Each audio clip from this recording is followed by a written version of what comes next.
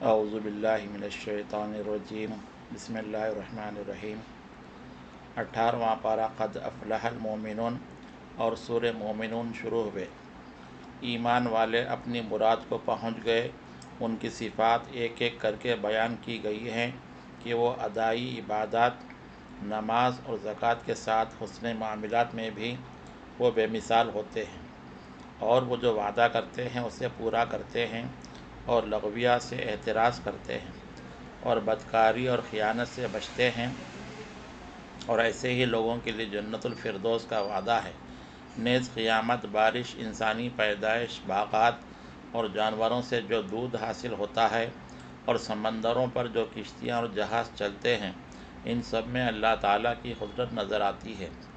جب قوم حضرت نوح علیہ السلام کی رسالت سے انکار کرتی ہے تو حضرت نوح علیہ السلام کو ایک کشتی تیار کرنے کی ہدایت ہوتی ہے، اور طغیانی کے وقت اس کشتی میں سوار ہو کر یہ دعا کرنی بتائی جاتی ہے: ربی انزلنی منزلا مبارکا وانت خیر المنزلین۔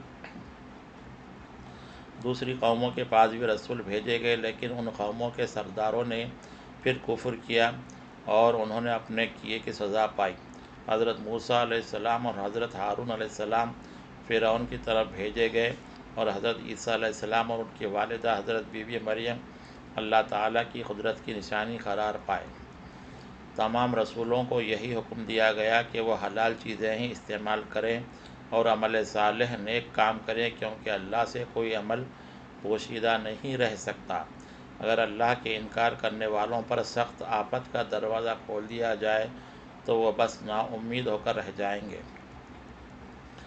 اللہ تعالیٰ ہی نے انسانوں کو سماعت دی، بصارت دی اور دل دیا، لیکن لوگ ان کا بہت کم شکر ادا کرتے ہیں۔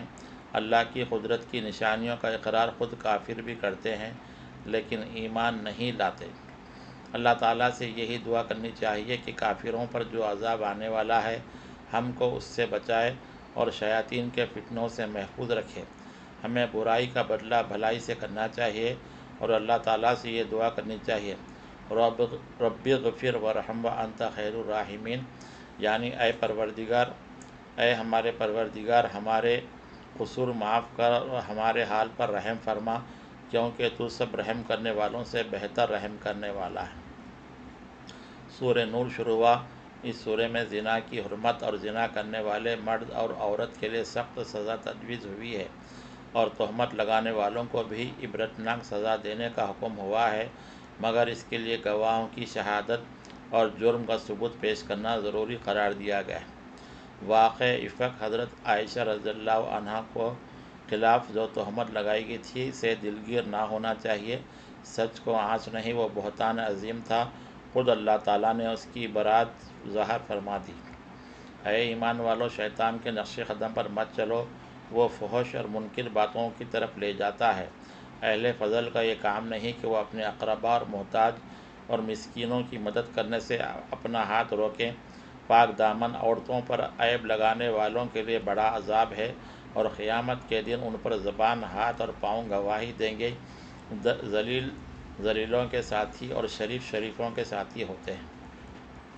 مسلمانوں کو آداب معاشرہ سکھائے گئے کہ وہ بغیر اجازت کے دوسروں کے گھروں میں داخل نہ ہوں، اور جب اجازت سے داخل ہوں تو اہل بیت پر سلام بھیجیں، اور مرد اور عورتیں اپنی نظریں نیچی رکھیں اور زمانے جاہلیت کی طرح اپنی زیب و زینت نہ دکھاتے پھریں، بیواؤں کی شادی کرا دیں اور حرام کاری سے اجتناب کریں۔ اللہ تعالیٰ ہی کے نور ہی سے آسمانوں اور زمین کی روشنی ہے۔ اس کے نور کی مثال ایسی ہے جیسے ایک طاق ہے، اور اس طاق میں ایک چراغ ہے، اور چراغ ایک شیشے کی قندیل میں ہے، جس سے ہر طرف روشنی پھیل رہی ہے۔ نور علی نور، اس نور سے جس کو چاہتا ہے اللہ تعالیٰ ہدایت دیتا ہے۔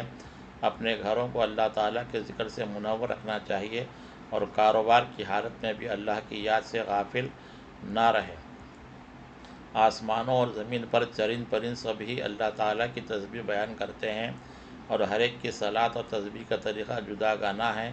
آسمانوں اور زمین کا حاکم اللہ ہی بادلوں میں سے بارش، اولے اور بجلی نکالتا ہے، اور گردش لیل و نہار میں اہل بصیرت کے لیے اللہ تعالیٰ کی بڑی نشانیاں موجود ہیں۔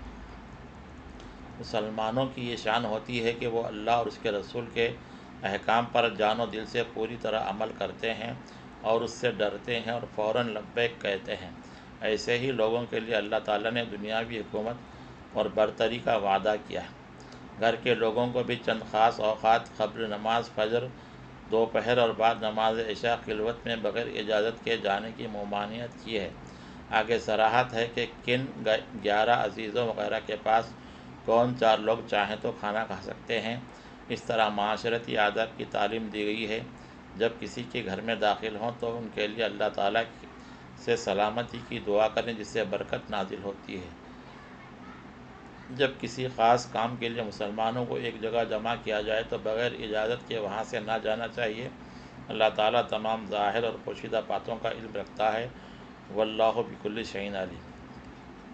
سورہ فرقان شروع ہوا۔ اللہ کی ذات بہت بڑی پاک ہے جس نے اپنے بندے خاص حضرت محمد مصطفیٰ صلی اللہ علیہ وسلم پر یہ قرآن نازل فرمایا تاکہ تمام جہاں کے لوگوں کو عذاب الہی سے ڈرایا جائے، لیکن کافر اس پر تعجب کرتے ہیں کہ ایک انسان اللہ کا رسول کیسے بن سکتا ہے جو عام انسانوں کی طرح کھاتا پیتا اور بازاروں میں خرید و فروخت کرتا ہے۔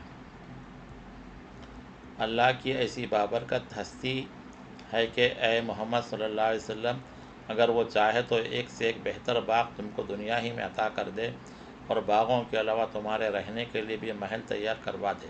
وہ قیامت میں کافروں کو اور جن کو وہ اللہ کے سوا پوچھتے تھے سب کو جمع کرے گا تاکہ گنہگار بڑے عذاب کا مزہ چکھیں۔ جتنے بھی رسول دنیا میں بھیجے گئے آخر وہ سب انسان ہی تھے۔ صدق اللہ العظیم۔ ماہ رمضان کی 17ویں تراویح میں پڑھے جانے والے قرآن کی تفسیر پیش کی گئی۔ اللہ سے دعا ہے کہ اللہ تعالی ہم سب کو پڑھے گئے قرآن پر عمل کرنے، اس کے مفہوم کو سمجھنے اور قرآن کے پیغام کو ساری دنیا میں عام کرنے کی توفیق عطا فرمائے۔ وآخر دعوانا الحمد للہ رب العالمین۔